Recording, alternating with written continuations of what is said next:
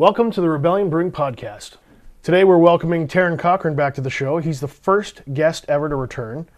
I'm happy to talk with him about all his new music predictions that came true. I'm also happy to note that he's a proud owner of one of our brand spanking new Experience Regina t-shirts.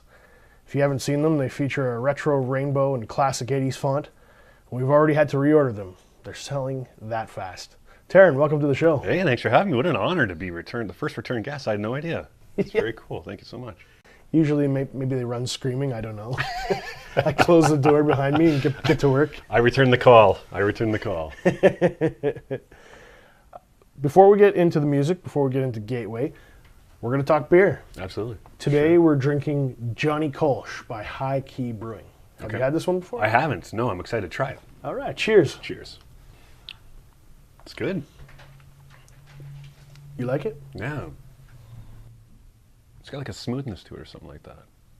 I don't know.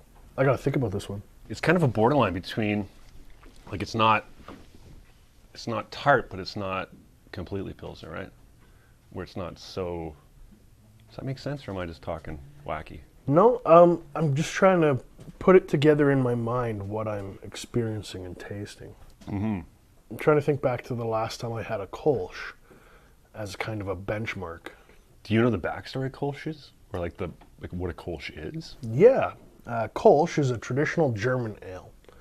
And it's known for its crisp, clean flavor. There we go. And it comes from the Cologne area of Germany. What they have is this protected geographical indication for the Kolsch style. So in Cologne and a few breweries in the Cologne area outside, they are allowed to call their beer Kolsch. Kind of like Japan, you have Kobe beef from the Kobe region, or Scotland has Scotch. Wow. Kolsch is that kind of recognized, identified brand of. But by location. That's Yes. super cool. Ein Prosit. No, it's really good. It actually would be good. I don't know, it's just like a nice, I don't know if I would drink 18 of them in one sitting, but it's a nice beer to have 2 or 3, just hanging out and having a beer kind of thing, like in your backyard, in the Rebellion patio, wherever you may be. It's just nice to just chill out, and I would drink this just on a hot day. Mm-hmm. Absolutely. I think my palate's confused because in my mind I expected it to be more of a Pilsner. It's not. There's Well, it looks like a Pilsner, right? something else going on. Yeah. And when I smell it, it doesn't. It smells like a Pilsner, but it doesn't hit the tongue like a Pilsner. It's a mind melt. I'm really confused by this one. I'm gonna have to keep drinking it. After 3 or 4 more, you'll get it figured out. 100%. I got this sorted out. Well, I've found that maybe over the last year or so, Yeah. when I'm checking beers in Untapped, which is an app, it's like Facebook for beer, I don't rate them on the first drink anymore. I usually wait to check it in twice because I'm finding I'm changing my mind from check-in to check-in as I come to understand a beer. That's a similar with an album too. Like there's bands that I've loved, like Bad Religion years ago released an album. I listened to it the first time. I think it was called New Maps. Yeah, it was New Maps of Hell. I listened to it and it wasn't what I was expecting. It wasn't what I was used to. So the first time I listened to it, I was a little disappointed. But the philosophy behind new albums is give it time and come back to it. And I did, and now it's phenomenal. Like it's like the beer, just giving stuff time to breathe. And even if you're a writer, writing something, letting it sit, taking a break, come back to it with a fresh set of eyes, and it looks completely different, or you may notice new things about it, right? So I think it's always good to take a break. I like how you've taken that experience, your personal experience with music, and connected it to beer. Yeah. I understand something better after I've listened to it and had time to process it and think about it. And I've personally experienced that with music. Absolutely. I think we all have. And I think it's too, even with beer, it's the environment, right? Which we've talked about before. But, you could be having a really hard day and you could go to a place like Rebellion and just relax and hang out with friends and have a beer like this Kolsch, and go, this is great, right? You may be 7 beers in and you may try Kolsch for the first time. You're like, I don't know. I'm undecided. I just wanted a beer. So I think it depends on the environment and what's going on, and there's so many factors. That's what makes a good live show, is what makes a good first impression, all of that stuff, all the factors, right? Well, let's look at High Key's, the equivalent of their liner notes. Yeah. Its ABV is 5.4%, and its hop bill includes Hallertau hops and Spalt. Hallertau hops are traditionally used in Pilsner. Spalt I cannot recall having tried in a beer before, but that doesn't mean I haven't tried it before. They call it a traditional German ale with a small addition of Canadian wheat to add a smooth, creamy mouthfeel.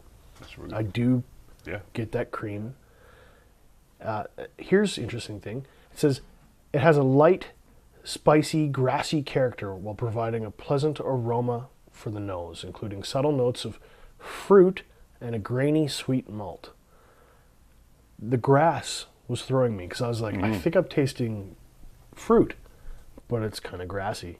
And I couldn't figure it out in my head what I was tasting. Now that I look at their description, it makes much more sense to me what I was tasting. So this is something you guys have on tap too at Rebellion? That's right. So people can go and try. Yeah, because it's kind of a mind melt, isn't it?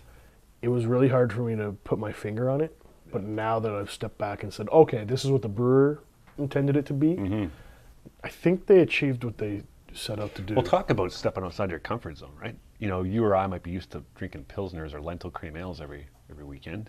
And now you have something like this and you go, this is not, I don't even know how to process it. But I think that's good though, right?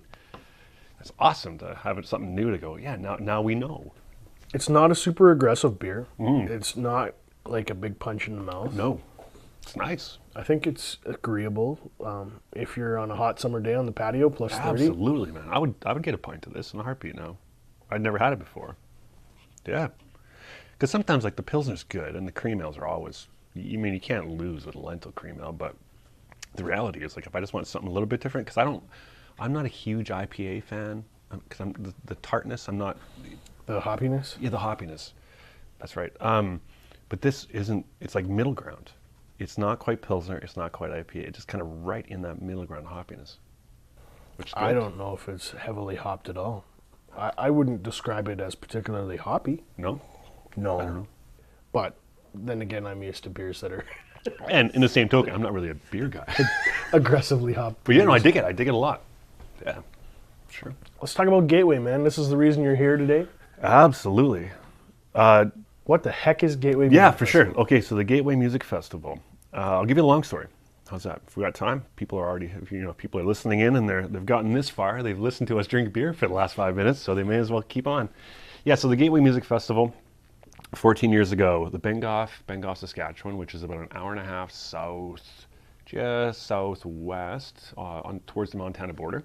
Bengough Arts Council decided we need to revive the arts in our community. What can we do? It's a town of 300 people. What can we do? So they decided to start this little festival. And originally, 14 years ago, it was a battle of the bands. There was about 100 people showed up. It was on a flatbed truck, and the headliner was a young go-getter by the name of Corb Lund. Oh, They got to come out, and it went exceptionally well. And then through the years, it just continuously picked up steam. Through the guidance of Artistic Director Carol Cairns, the entire Bengough Municipal Arts Council board, all the volunteers. It's actually a festival where the entire town volunteers almost and gets behind it. And since that time, it has actually grown. Now there's 3 stages. We're usually looking at about 3,500 to 4,000 visitors every summer. It takes place this year, July 27th to 29th. And what it is main stage, garden stage, but it's 30 acts, 70% of which are local. On top of that, you have headliners this year like Kentucky Headhunters, Stephen Page from the Bare Naked Ladies, Kathleen Edwards, Americana folk musician, Elliot Brood, John K. Sampson from the Weakerlands, Past Years, Sheepdogs, country artist Tim Hicks, Jess Moskaluke, Tom Cochrane, Steve Earle and the Dukes, Big Wreck has played out there. So it's become this massive thing in Saskatchewan. But what I love about it myself is that it's a family event too. There's kids' activities. There's former resident of Bengough built a train that kids can ride around the festival grounds. There's kids' games, there's bouncy castles. But the third stage is actually the Bengough Community Pool.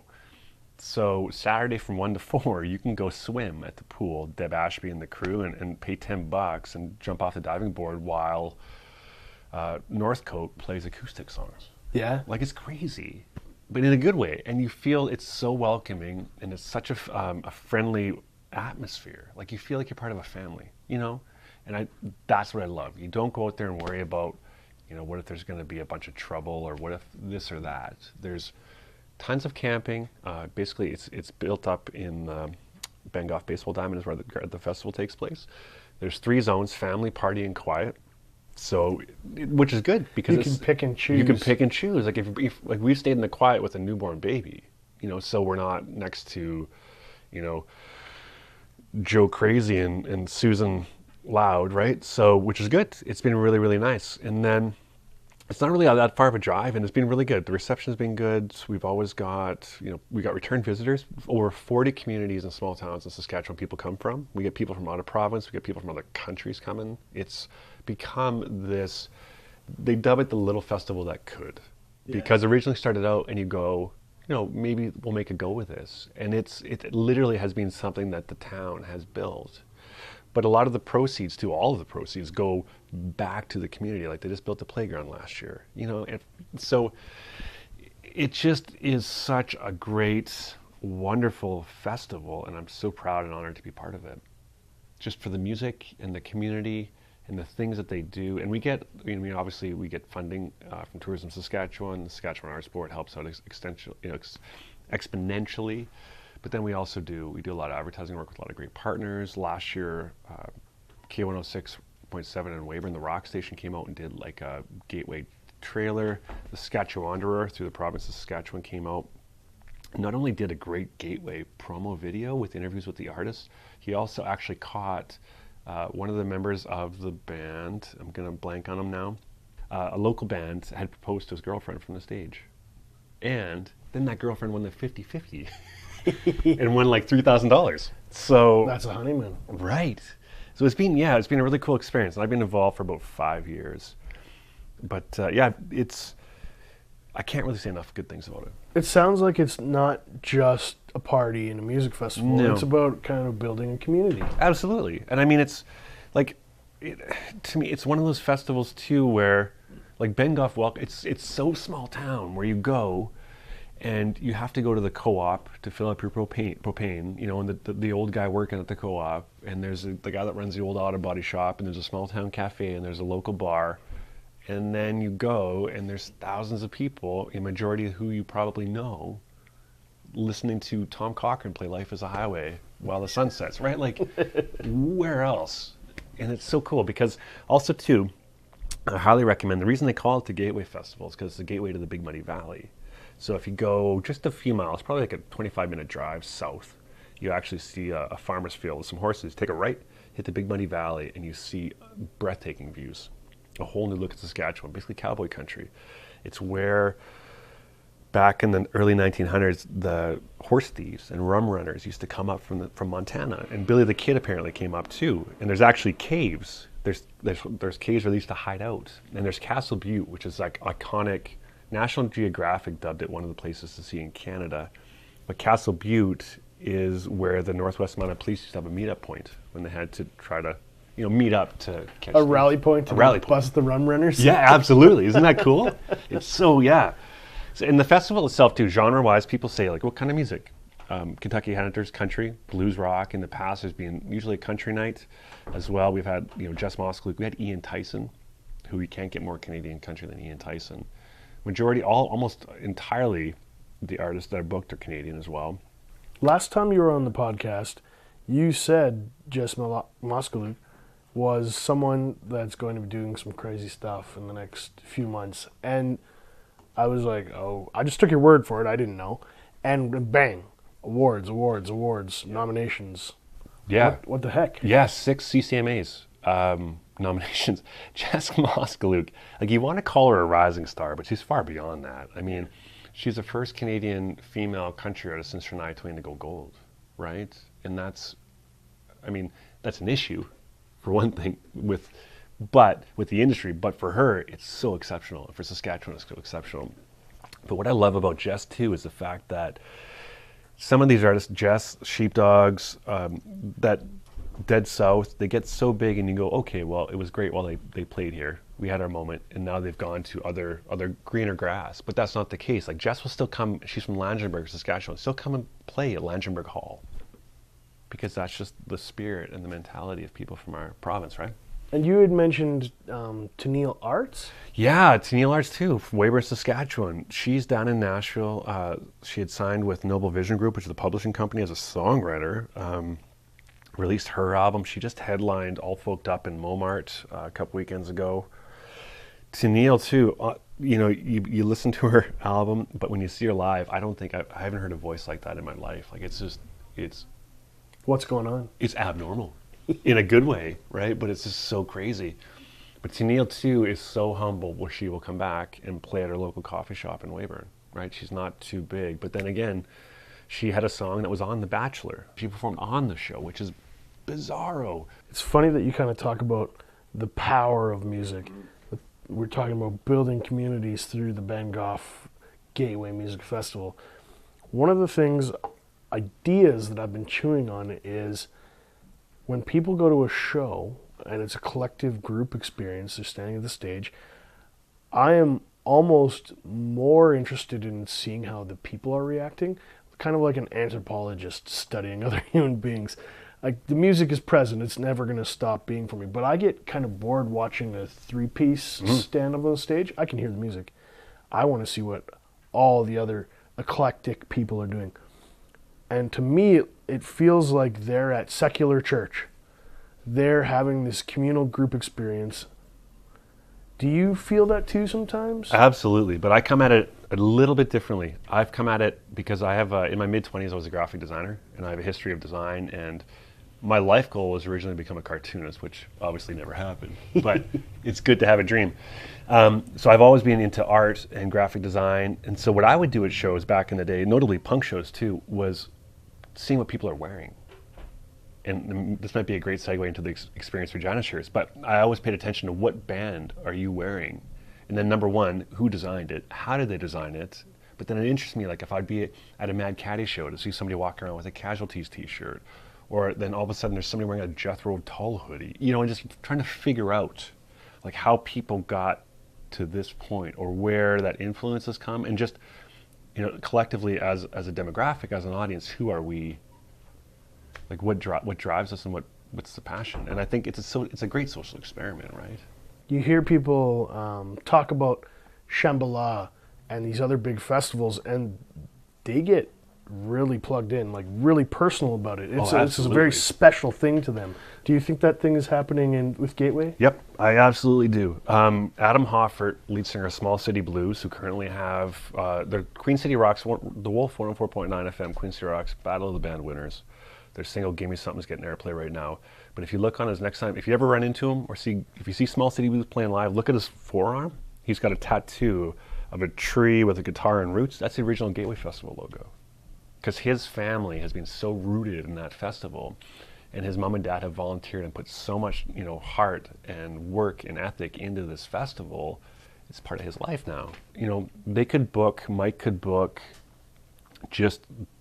it could be Limp Bizkit and just 98 degrees and just garbage all weekend, and I would go for the environment.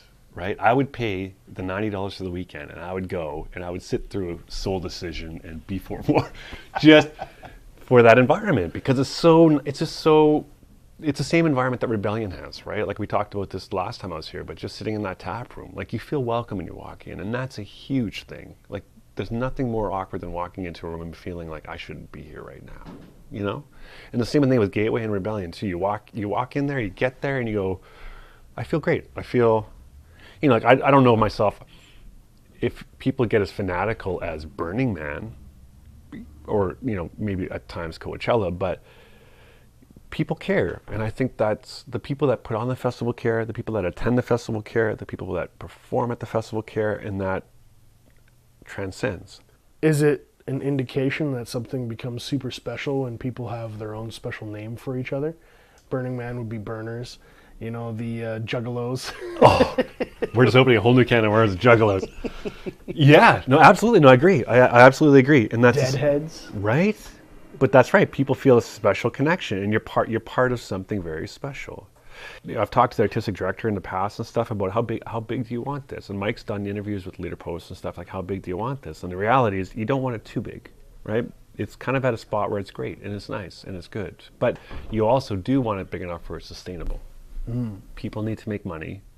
People need to make profit. People, everybody needs to benefit. Otherwise, it needs to be financially and sustainable and viable.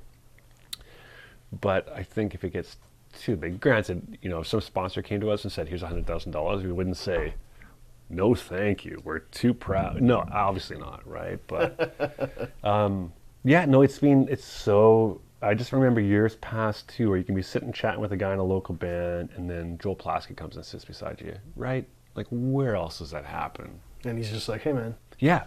In past years, Steve Earle, Mike always tells a story about Steve. He just went to the Bengough grocery store, and Steve Earle's there just buying vegetables, right? And nobody bothers him. Nobody right?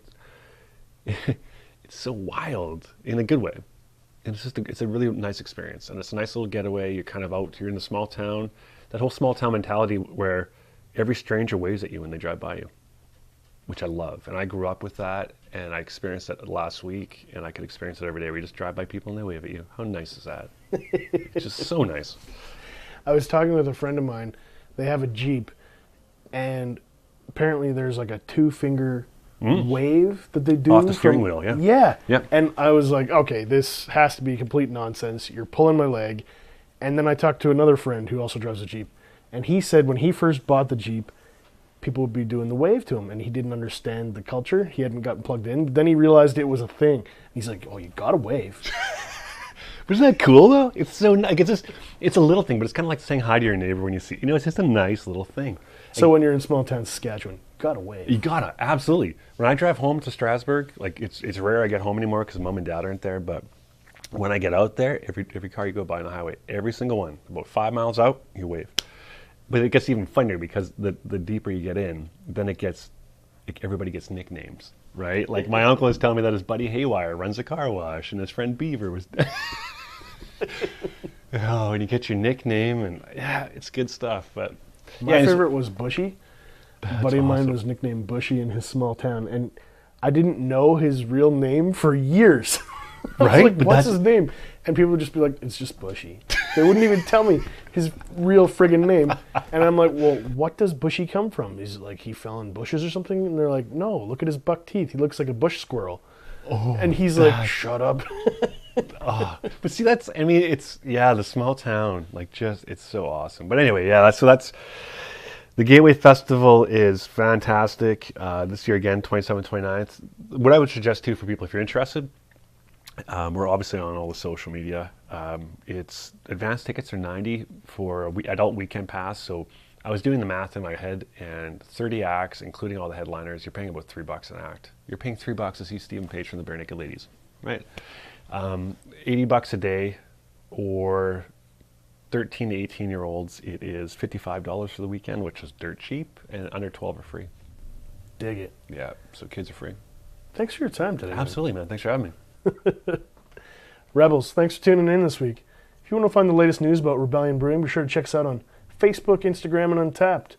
And don't forget to pick up one of them Experience Regina t-shirts before they're all gone. Thanks for joining the Rebellion.